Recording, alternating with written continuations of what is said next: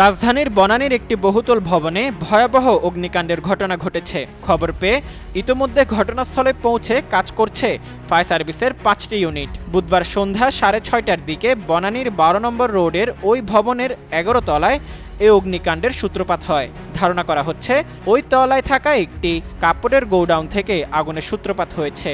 এ বিষয়ে fire service ও civil defence control রুমের duty officer Rakibul Hasan গণমাধ্যমকে জানান, সন্ধ্যা ৬:৩০টার দিকে ওই ভবনের উপরের তলায় আগুন লাগে। বর্তমানে ফায়ার সার্ভিসের ৫টি ইউনিট আগুন নেভাতে কাজ করছে। তাৎক্ষণিকভাবে আগুন লাগার কারণ জানা যায়নি বলেও জানান তিনি।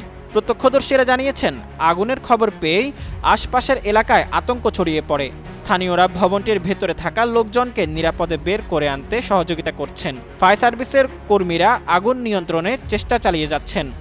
এখন পর্যন্ত কোনো হতাহতের খবর পাওয়া যায়নি, তবে আগুনের তীব্রতা ও ভবনটির অবস্থান বিবেচনা করে পরিস্থিতি নিয়ন্ত্রণে আরও সময় লাগতে পারে বলে ধারণা করছেন ফায়ার সার্ভিস কর্মকর্তারা।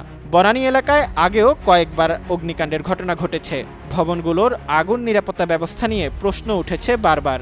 এই ঘটনায় ক্ষয়ক্ষতি কতটুকু তা নিশ্চিত হওয়া যায়নি এখনো। ঘটনাস্থলে ফায়ার সার্ভিসের কাজ চলছে।